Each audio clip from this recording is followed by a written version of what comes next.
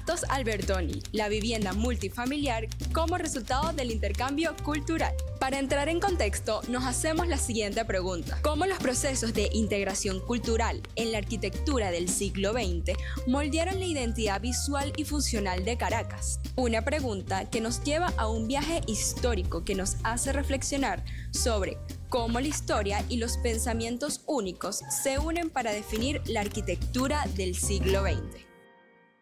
Si nos ubicamos en la ciudad de Caracas para la década de los 50 y 60, gobernada por el presidente Marcos Pérez Jiménez, vamos a ver que está caracterizado por el crecimiento económico gracias a la explotación petrolera y por lo tanto se invirtió en infraestructura, urbanismo y obras públicas. Por otra parte, el continente europeo había sufrido de la Segunda Guerra Mundial, por lo que va a ocurrir una fuerte migración hacia América. A partir de este momento, la cantidad de extranjeros que accederán a Venezuela fundamentarán pensamientos críticos, trayendo consigo prácticas de sus lugares de origen, que darán como resultado el intercambio cultural para las bases de lo que será la arquitectura en Venezuela para el siglo XX. Dentro de estos migrantes podemos mencionar a Arthur Kahn, Domenico Filippone, Guido Guazzo y Athos Albertoni. Como consecuencia, Caracas experimentó un crecimiento poblacional acelerado. Este fenómeno generó una demanda urgente de viviendas, que no podía ser satisfecha con las tipologías tradicionales. Por lo tanto, la vivienda multifamiliar nace como necesidad, como respuesta a buscar esa verticalidad y superposición de plantas para poder abastecer a la ciudad y crear una nueva concepción de la arquitectura. El arquitecto Athos Albertoni será uno de los exponentes que desarrollará una propuesta significativa para el este de Caracas. Pero antes de hablar de él, conozcamos sus antecedentes. Un italiano que se formó en el Instituto Superior de Arquitectura de Florencia, el cual se gradúa a sus 25 años obteniendo el título de arquitecto. A sus 29 años se traslada a Roma, donde se encargará de desarrollar proyectos de reestructuración urbana para varias ciudades toscanas y desarrollará proyectos hoteleros dentro y fuera de Italia. En 1954, el arquitecto conoce en Roma a René Borges Villegas, un empresario venezolano que lo invita a proyectar una residencia monumental en las afueras de Caracas, llamada la Casa Los Borges, la cual será una de sus primeras obras en Venezuela y estará ubicada en el sector La Florencia del municipio Sucre del estado Miranda. Pero hagamos una pausa acá, estoy segura de que casi todos conocen esta casa, un hito para la arquitectura moderna. Lo que quiero destacar de esta obra son tres cosas: la funcionalidad, la racionalidad y el paisajismo. En 1957 proyecta el edificio Bello Campo, ubicado en el sector del municipio Chacao, del cual voy a destacar la racionalidad, la fachada con mayor prolongación horizontal y la implantación dispuesta con los mismos criterios que la Casa Borges para la insolación. Teniendo en cuenta estas dos obras, vamos a ver cómo desarrolla su último proyecto en Venezuela. Residencias Élite es una vivienda multifamiliar que se proyectó en el este de Caracas, ubicado en Los Palos Grandes. Esta concepción no aísla el edificio del entorno, sino que lo inserta en el tejido urbano de manera armónica, respetando la escala y las dinámicas de la zona. Athos Albertoni entiende que la búsqueda de la forma y la función está adherida completamente al sentido de la ciudad, y la relación vivienda-ciudad seguirá buscando cabida hasta que se logre un mismo lenguaje. Para esta edificación, el arquitecto sigue considerando tres elementos: lo racional, lo funcional y lo estético.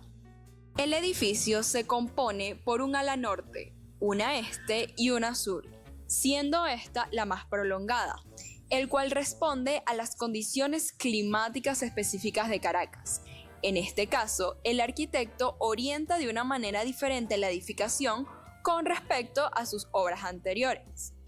La insolación para la fachada oeste no existirá, ya que se dispuso para espacios de servicio que requieren mayor privacidad. La fachada sur, que es la principal, y en ella se pueden observar las siguientes acotaciones. Número 1.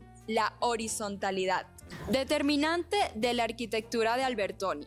Preserva esta característica en todas sus obras y es influyente de la arquitectura europea y americana.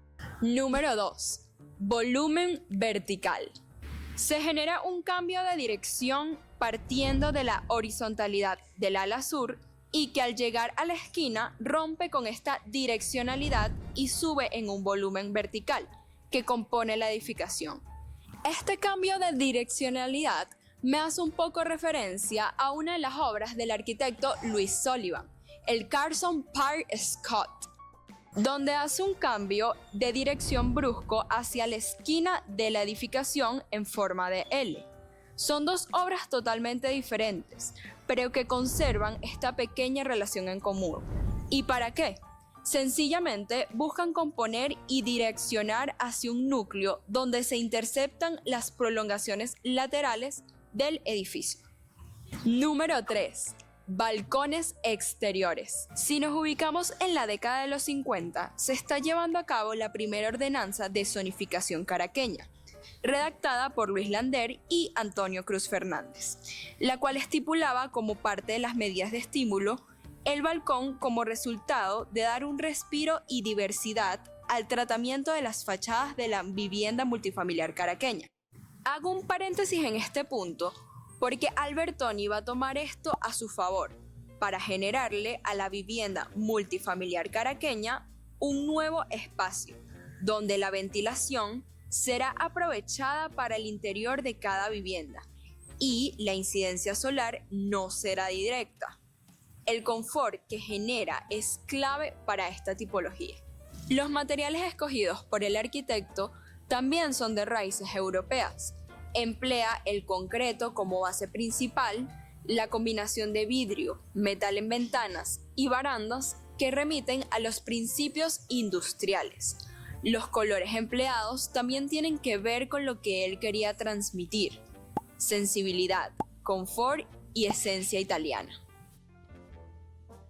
Considero que el arquitecto Athos Albertoni, a medida de que iba haciendo cada uno de sus proyectos, iba entendiendo cómo funcionaba la ciudad de Caracas. Y simplemente no se quedó con la información que traía del exterior, sino que además arquitectos venezolanos pudieron intervenir en su pensamiento crítico y ciertas normativas de la ciudad de Caracas que se estaban desarrollando para ese entonces. Lo ayudaron a tomar este norte en sus obras. Él expresó a través de su arquitectura la importancia del racionalismo, la limpieza pura y percepción de las formas para conseguir una arquitectura funcional que marcaría la historia. Fue un hombre culto que se inspiró mucho en la arquitectura de exponentes importantes para la época, como Louis Sullivan, Frank Lloyd Wright, Mies van der Rohe, Le Corbusier y todas las corrientes que ocurrieron en Europa que él pudo observar y conceptualizar en su pensamiento crítico para poder concebir la arquitectura que logró en Venezuela. Destacar al arquitecto Athos Albertoni en estos minutos espero que los haya nutrido de conocimiento y saber que no todo debe quedar archivado en la historia, sino que cada pensamiento e intervención personal sirve como base para crear nuevas direcciones y orientar el pensamiento creativo al razonamiento y reflexión de los sucesos. Y sobre todo, valorar todo ese proceso arquitectónico que se vive para lograr hacer un buen proyecto.